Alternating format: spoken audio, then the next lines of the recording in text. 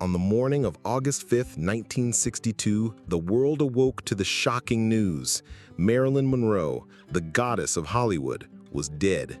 She was just 36 years old. The official report called it probable suicide by barbiturate overdose. But from the very first hours, the story didn't add up. Her housekeeper said she found the bedroom door locked from the inside. The psychiatrist insisted she had sounded calm the evening before. A bottle of Nembutal pills was found on the nightstand, but curiously, no glass of water. Phone records hinted at mysterious late-night calls, and within days, the FBI had quietly opened a file.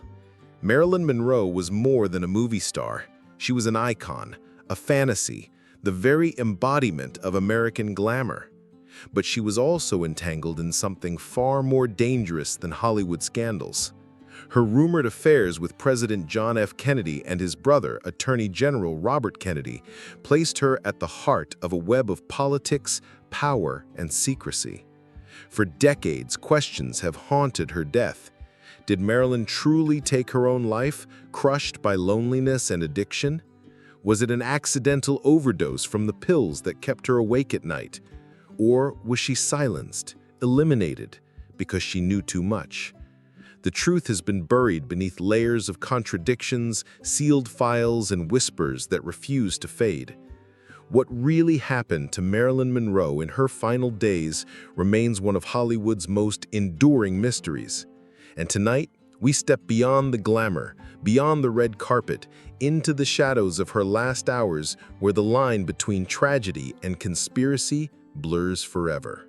Before she became Marilyn Monroe, she was simply Norma Jeane Mortensen. Born on June 1st, 1926, at the Los Angeles County Hospital. Her entry into the world was anything but glamorous. Her mother, Gladys, was a film cutter who struggled with severe mental illness.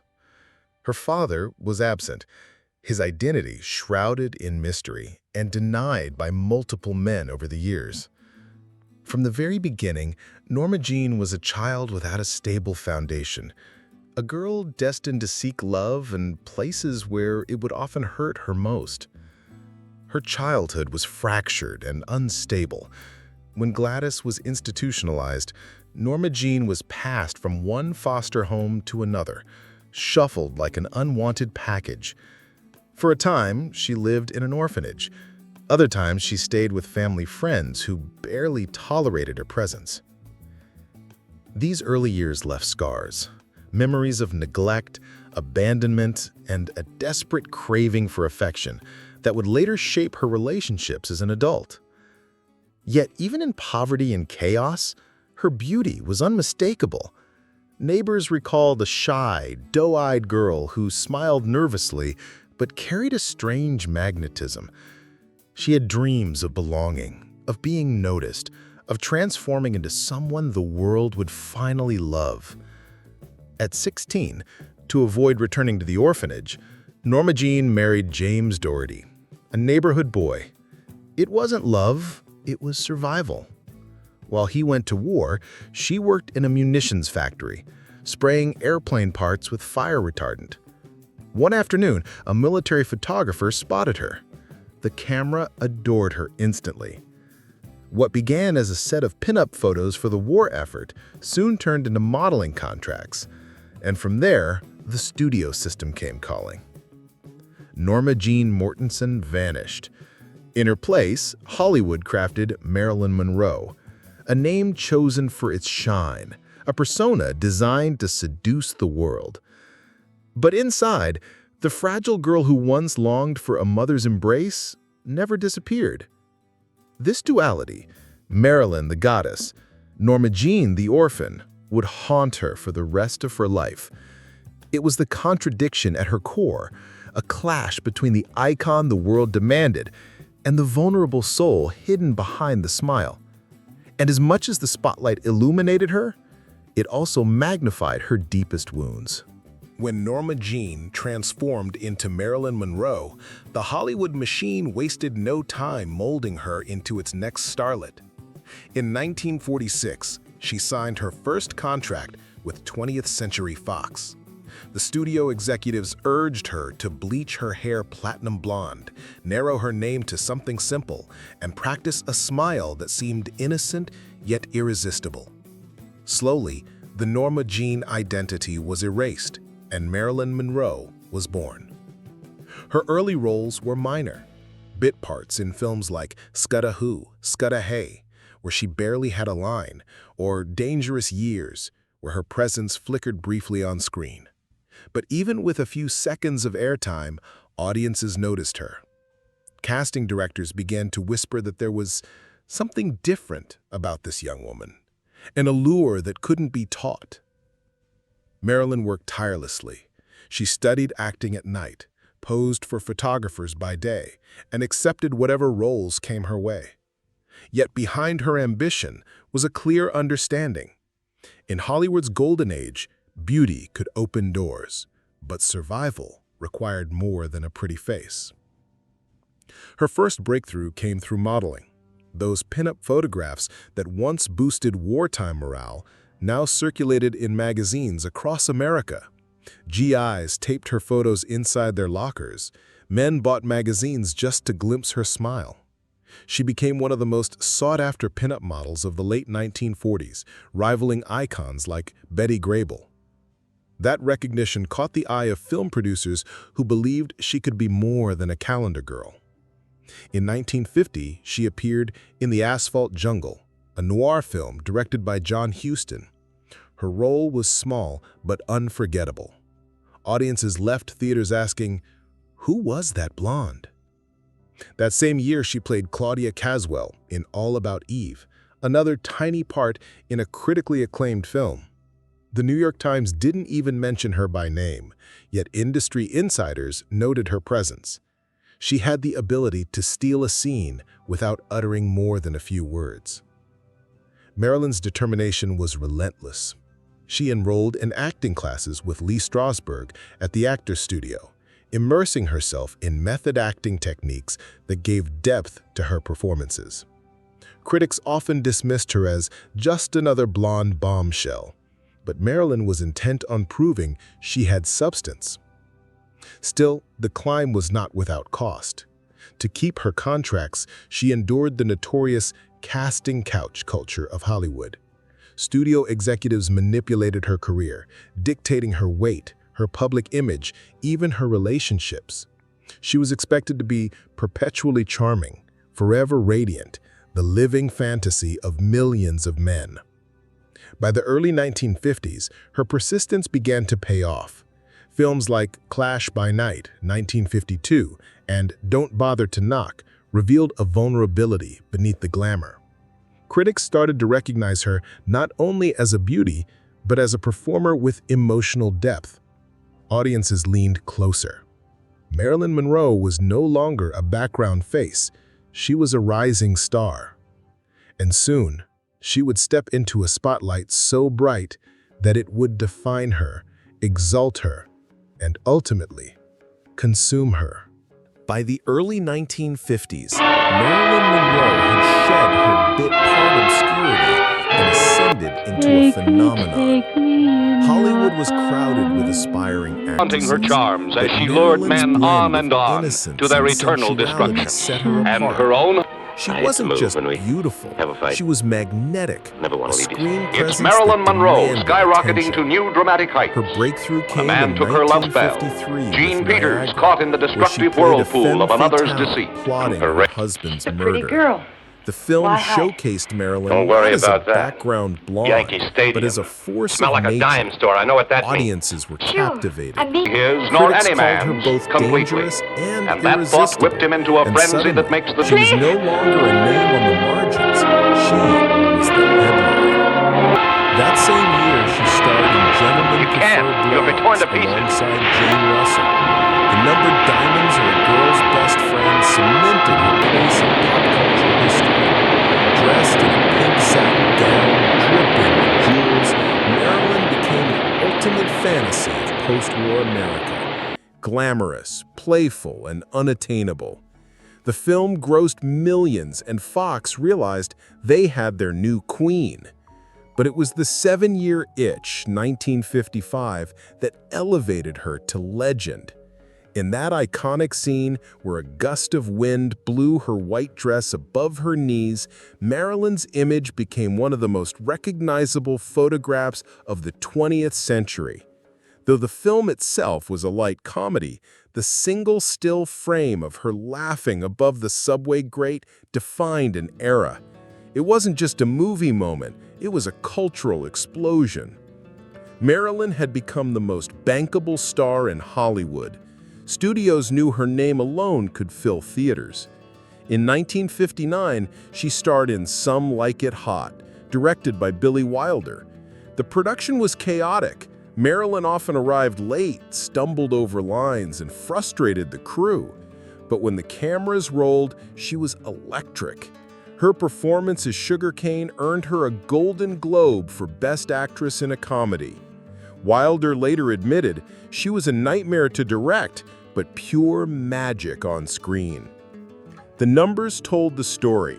By the late 1950s, Marilyn was one of the top 10 box office draws in America. Her films collectively grossed over $200 million worldwide, a staggering figure for the time.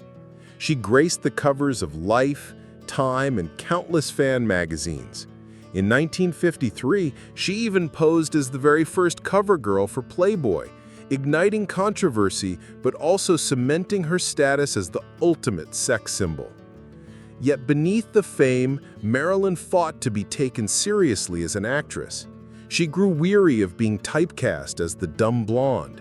In 1955, she founded her own production company, Marilyn Monroe Productions, an unprecedented move for a female star in that era.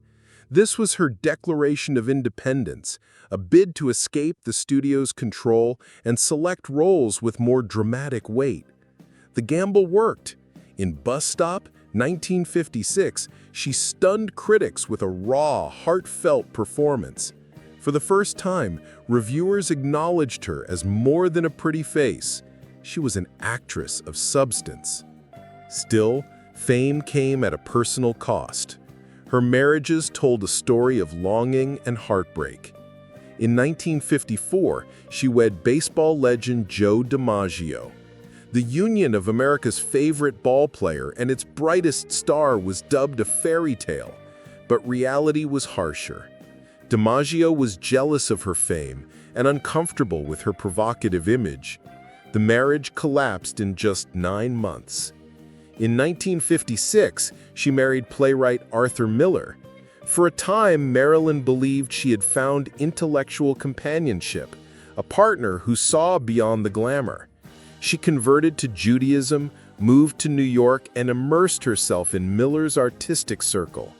But even this marriage unraveled, strained by her insecurities and his inability to understand the depths of her fragility. Despite her personal turmoil, the public saw only the dazzling exterior, the red carpet gowns, the award shows, the applause. She was photographed with presidents, celebrated in Europe, adored across the globe. Wherever Marilyn went, the world followed. By the end of the 1950s, she had achieved what few ever could: immortality in her own lifetime. She was no longer merely a star. She was an icon, the very definition of Hollywood glamour. But even as she basked in the spotlight, shadows gathered around her. The orphan girl named Norma Jeane had become the most desired woman in the world. And yet, behind the camera flashes and champagne toasts, her loneliness deepened. It was in this fragile space, between glory and despair, that the seeds of her downfall were sown. As the 1960s began, the flawless image of Marilyn Monroe started to fracture. To the public, she was still the dazzling starlet, but privately, she was unraveling under the weight of her fame, her addictions, and her dangerous connections. Marilyn's life was dominated by pills, barbiturates to sleep, amphetamines to wake, tranquilizers to calm her anxiety. Doctors prescribed them freely, and she carried bottles everywhere. Friends recalled her slurred speech, her frequent blackouts, the nights when she would simply collapse mid-conversation. Yet, whenever the cameras turned on, she somehow summoned that radiant smile. But her personal demons were only part of the darkness.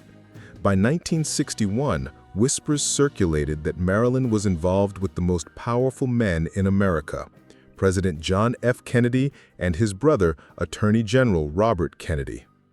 Rumors suggested she was not just a fling, but dangerously close to the political inner circle. She attended elite parties, dined with the Kennedys, and was rumored to have recorded details of private conversations. The world glimpsed this closeness in May 1962 when Marilyn famously sang "Happy Birthday, Mr. President" to John F. Kennedy at Madison Square Garden. Draped in a skin-tight, sparkling gown, her sultry voice filled the arena.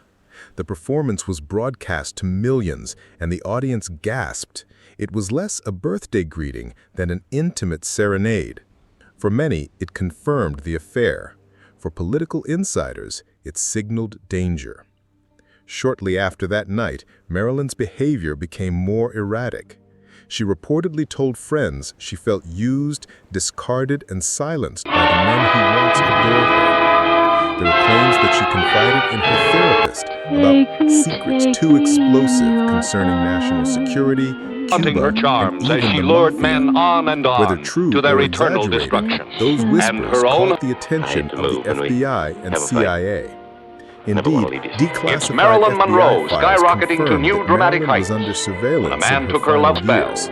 Jean J. Peters Edgar caught in the Hoover's destructive bureau tracked whirlpool her of phone another's calls and deceit. movements, Correct. noting her A pretty left-wing girl. associations, Why her hide? friendship with Don't known worry about communists, that. and her political Yankee statements. Stadium. To Smell the like a dime intelligence store. I know what community, that means. Marilyn was no Phew, longer I just a mean- movie His nor star. any man's She was a completely. liability.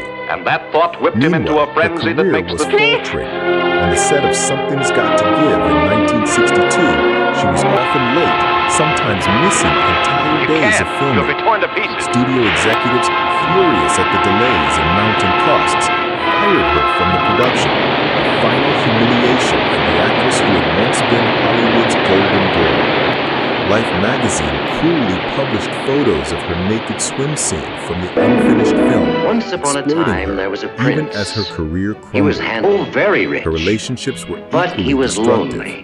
She She clung wasn't to the lonely hope of either. reconciliation with And the Joe prince thought it would be DiMaggio, rather even as nice she to have the drifted showgirl further up to into his depression. apartment to, She fought with Arthur to have a Miller, midnight who had supper. remarried And seemed to maybe resent look, her this little instability. showgirl had a few Friends ideas of described her her own. Beverly Hills What home as a on place of endless phone calls, empty You pill made a bottles, pass and and I turned it paranoia. down. Yet the I was greatest going to fear say, came from her always, ties to always the do. Kennedys. Always? Witnesses later claimed Robert Kennedy visited her the day she died, perhaps to sever ties or to Cleaned out, retrieve incriminating evidence. Where? Others in there? alleged she kept a red diary filled with I secrets love you. about the president, Cuba, and political deals. If such a book existed, it vanished after her death. The lines between rumor, fact, and conspiracy blurred. What is clear is that Marilyn Monroe was caught in a storm much larger than herself. She was no longer simply a tragic actress. She had become entangled in a web of politics, intelligence, and power, where even a whisper could be deadly. And just months after serenading the president, she would be found lifeless in her bedroom, her death officially labeled a suicide, but forever shadowed by doubt.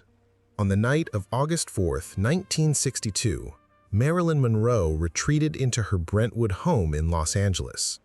It was a modest Spanish-style house filled with half-packed boxes and scattered notes, a place that reflected both transition and turmoil. She had recently been rehired by Fox for Something's Got to Give, and some believed her career might recover, yet those who saw her that day described her as fragile, drifting between optimism and despair. Around 7 p.m., she spoke on the phone with her friend, actor Peter Lawford. He later recalled her slurred voice and her ominous farewell. Say goodbye to Pat, say goodbye to the president, and say goodbye to yourself because you're a nice guy. Concerned, Lawford tried to reach her again, but the line went dead.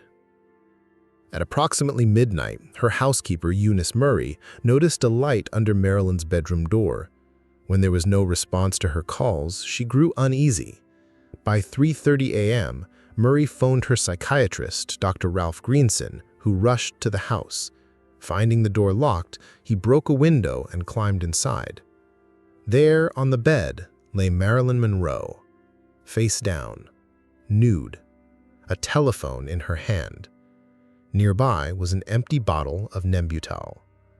The official police report concluded probable suicide due to overdose, but nearly every detail raised suspicion. There was no glass of water to swallow the dozens of capsules. Witnesses gave conflicting times for when she was found. The coroner's office reported lethal levels of barbiturates, yet her stomach was unusually empty, suggesting the drugs may have been administered differently. Then there was the missing evidence. Neighbors claimed they saw multiple cars outside her home that night. Some suggested Robert Kennedy had visited her hours before her death. Her alleged red diary, said to contain political secrets, vanished without trace. Even Eunice Murray, her housekeeper, later changed her story in interviews, admitting she had been told to remain quiet. To the press, the narrative was simple: a lonely starlet overwhelmed by fame and heartbreak. But behind the headlines, whispers of foul play grew louder. Was Marilyn silenced because she threatened to expose her affairs with the Kennedys? Did she know too much about Cuba, organized crime, or government secrets? Or was it simply the tragic culmination of years of depression and addiction? Whatever the truth, that night ended the life of Hollywood's brightest star. At just 36 years old, Marilyn Monroe's fall was complete, sudden, brutal, and shrouded in mystery. Marilyn Monroe's death on August 5, 1962, shocked the world, but it also immortalized her. In life, she had been adored, criticized, objectified, and misunderstood. In death, she became a myth, a timeless icon whose image still haunts popular culture. Her funeral, arranged by Joe DiMaggio, was small and intimate. Only a handful of Hollywood insiders attended. DiMaggio banned most of the studio executives and political figures he blamed for her downfall. For the next 20 years, he sent roses to her grave 3 times a week. It was a gesture of devotion and guilt, a reminder that behind the legend was a woman who had longed simply to be loved.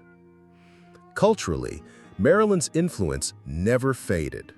Her image of her white dress billowing over the subway grate, her voice whispering, "Happy birthday, Mr. President," her sultry gaze framed by platinum curls. These moments became etched into history. She inspired generations of artists, from Andy Warhol's silk screens to Madonna's reinventions. Every decade, new actresses are called the next Marilyn, yet none ever truly match her. Her story also became a cautionary tale. Marilyn embodied the dream of Hollywood stardom, but also its price: the exploitation, the loneliness, the crushing demands of fame. To this day, her death remains one of the most debated mysteries in entertainment history. Theories of suicide, accident, or assassination continue to fuel documentaries, books, and films.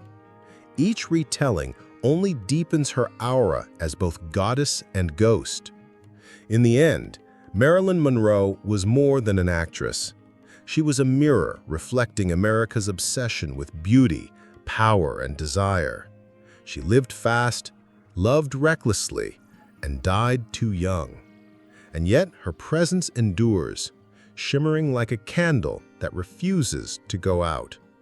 More than 60 years later, the world is still asking the same question: what really happened to Marilyn Monroe? The mystery of Marilyn Monroe's final days continues to fascinate and disturb. Was she a fragile soul who succumbed to her demons, or a woman silenced by forces too powerful to confront? The truth may never be fully known, But her story reminds us that behind every icon is a human being, vulnerable and yearning. What do you believe happened to Marilyn Monroe? Was it suicide, an accident, or something far more sinister? Share your thoughts in the comments. We want to hear your theories. If you found this journey into Hollywood's shadows compelling, don't forget to subscribe to Beyond the Red Carpet. Every week, we uncover the untold stories, hidden scandals, and haunting legacies of the stars you thought you knew. Step beyond the glamour, beyond the spotlight, because the real story always begins where the red carpet ends.